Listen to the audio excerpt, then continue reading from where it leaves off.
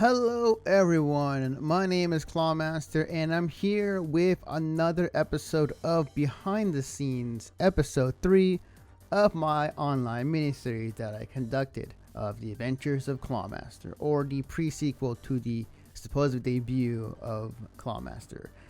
Now, in this episode, I'll be talking about, again, my thought process and how I made the episode, but if I have the file, which I believe I do, it will be the behind the scenes look not only of how I made it, but what exactly did I do in the video. So, with that being said, let's get right into it.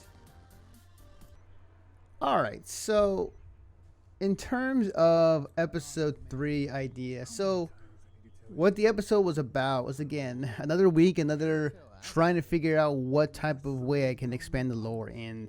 I decided to expand the relationship between Clawmaster and Eli, his mentor. At this point, I had no name for Eli. I just put down mentor and just like I figured a father figure or something to that matter overseeing Clawmaster's training. So, in that aspect, I think this was the first time I actually revealed his name during the whole lore video series, and the idea came about in terms of like, how exactly can I expand upon this again of having, no two models. I have one model done of Eli, but I don't have the model done for my current character. So I decided to make it like a phone call. I mean, I feel like that's probably the easiest way to do so, and then able to put on some visual element to kind of showcase who is talking, who's not. And the relationship between the two is, at first when I started creating the idea, when I was writing down the entire storyline of how exactly did these two fit each other, the inspiration came from Batman Beyond.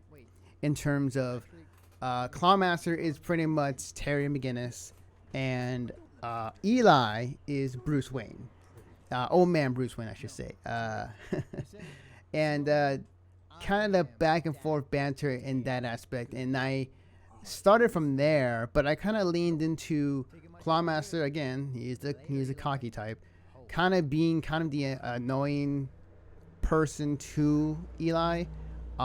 Just give him shit just because.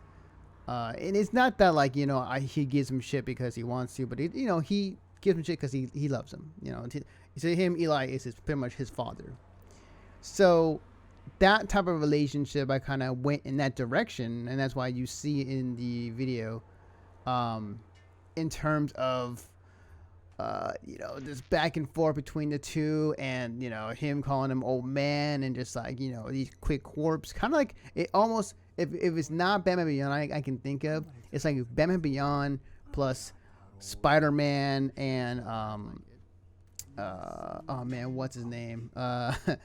Oh, not Iron Man, but I forgot his name. The name escapes me, but the one who basically made the Adventures. Kind of the banter back and forth in that type of relationship. So that was the direction that I wanted to go with, and I think that as long as I can produce and I can keep up with that voice, then yes, it will work one way or the other.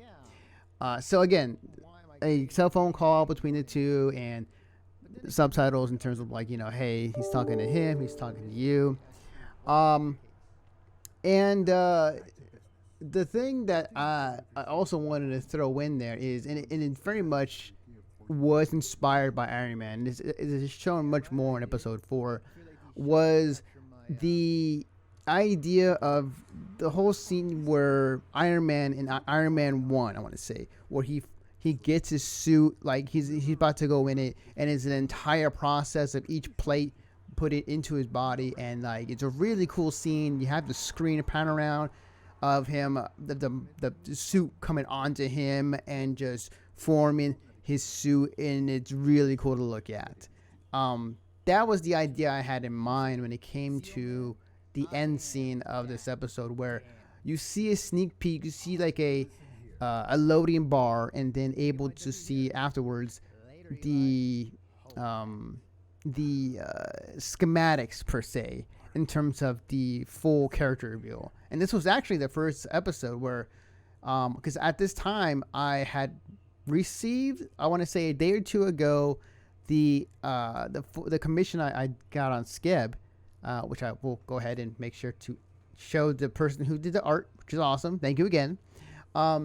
And showcase the character art, because at this point I didn't have anything. I didn't have any character art. I had a logo maybe, and then that was about it. I had my PNG or maybe at this time, but I didn't have much of anything. So this was actually the first time I unveiled the character reveal of Clawmaster in his full form, in his character art.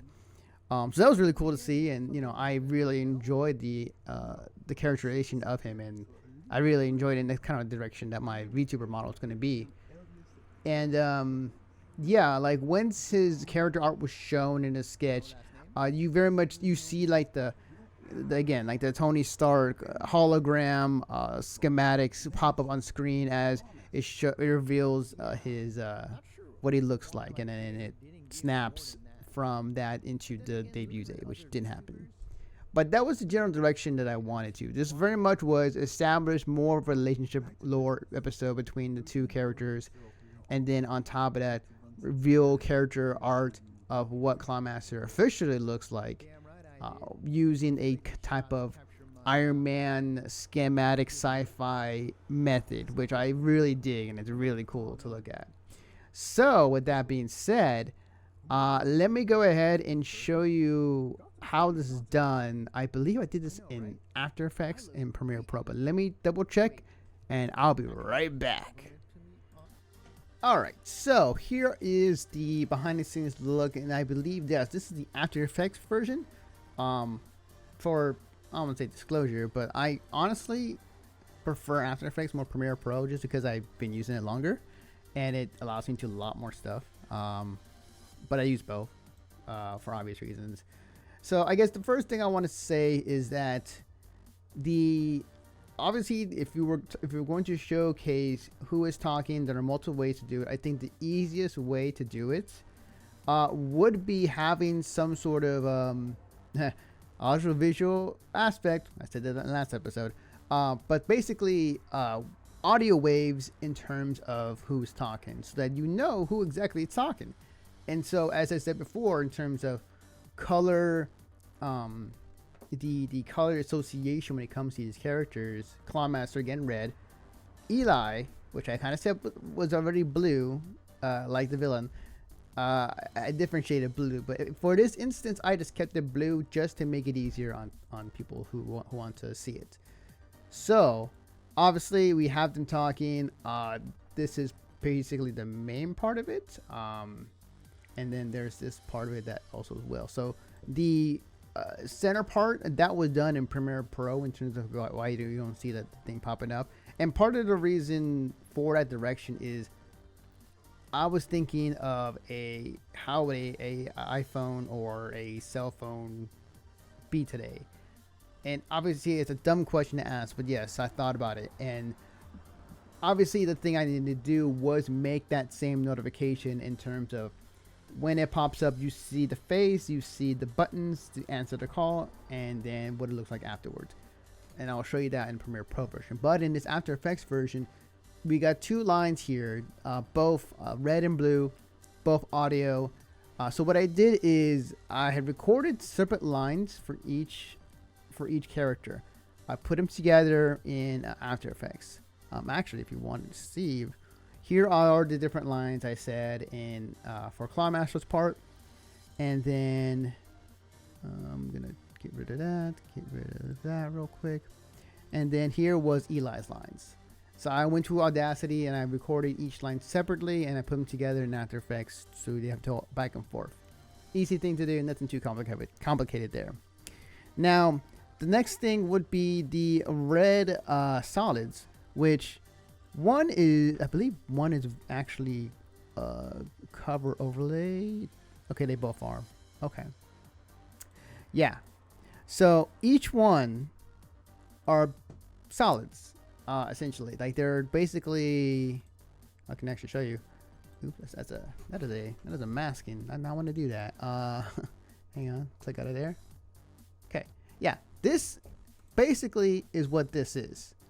What I did is I made 2 of these on each side, and then I believe I made them a different color. So this was red and this was blue.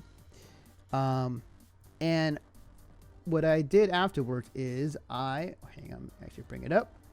So I used a one of the things in After Effects that allows me to have that audio visual element is audio spectrum. And audio spectrum, put it into there. You don't see it, but as soon as I talk, I can change the colors. So that's why you see different colors here.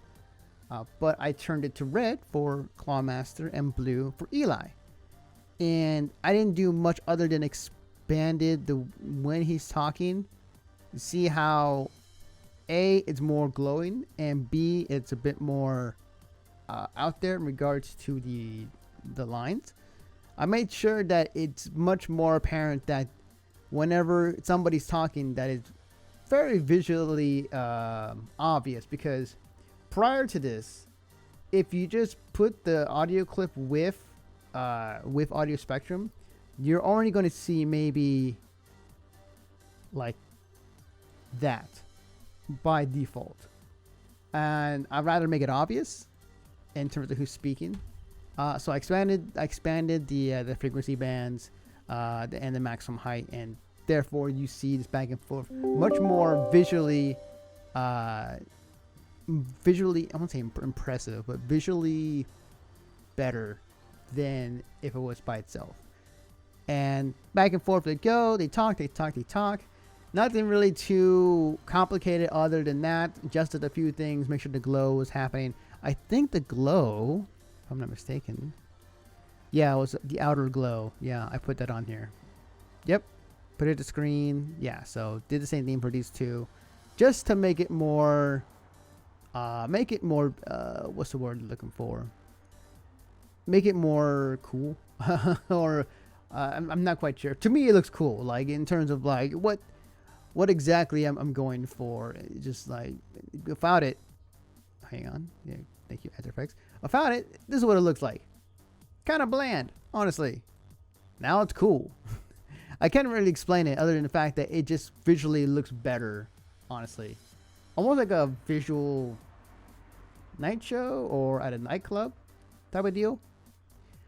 But yeah, I believe. And then okay, so then the thing okay, so this is where I had to pull my video editing card out here, or turn it in, I guess, in some aspects. So basically at this point, this part of it, some of it was me, some of it was not. So obviously the effects of this turning was something I got from a website I subscribed for, Elemental Elements. Shout outs to you guys. You guys have been awesome. And that I inputted into the video because I was looking for something that represented the Iron Man schematic scanning type of deal, and that was exactly what I was looking for. And this is something that worked with me, because then not only was I able to showcase the character art, but I can also input this. I believe this is a mask. Hang on, come on, there you go. Okay, so this effect was a matte. I want to say it was a matte tool, or wasn't a matte tool. I believe it was just an effect I found online on the same site. Because there was a matte version and there was a regular version, and it was transparent. So I think it was just simple, like at the start put it on, and at the tail end put it off. The opacity from 0 to 100 type of deal, or 100 to 0. Let me check. I want to double check just to be sure. Yeah, basically. So yeah, it was an effect that I found online, and it was something that I put on top of the picture to have a much more unveiling of the picture in terms of what is being shown. One of the other things I should note is this part. like it reminded me of the X-Men for some reason in terms of how they unveiled, or like, the opening sequence when it came to the movie, like you zoom in and there's the X that forms from the center, and then it scans the screen and then it opens up to the movie. So this was kind of inspired this type of idea in terms of unveiling Clawmaster's character art. So and then this was included with the whole thing was included with the video package that I got from Elemental Elements. So yeah, I can't really take much credit for that, other than I manipulated a few things and made it work.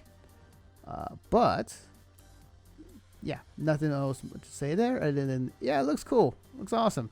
So yeah, so that is After Effects. So then I then edited a bit more in Premiere Pro, which I will open up here and show you what I did there with this video.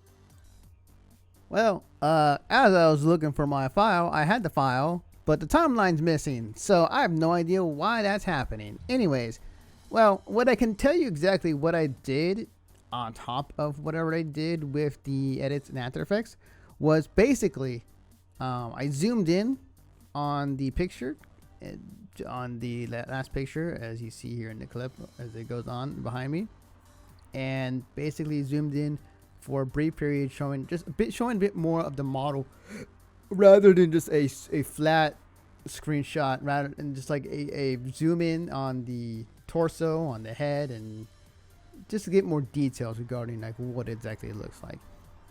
That, and I added the cell phone, as you see here, notification that you normally see on a iPhone or on an Android, and so on, and subtitles, which again I got them from Capwing, which has been again a great help to me getting these videos done and subtitles. But that's about it in regards to what was added and what was edited for the video. So hope you enjoy these behind the scenes looks. It was a lot of fun making them, and it was a lot of fun kind of diving into what I can really do with an episode from scratch and trying to figure things out from there. So with that being said, thank you for watching, and I'll see you next week for episode 4.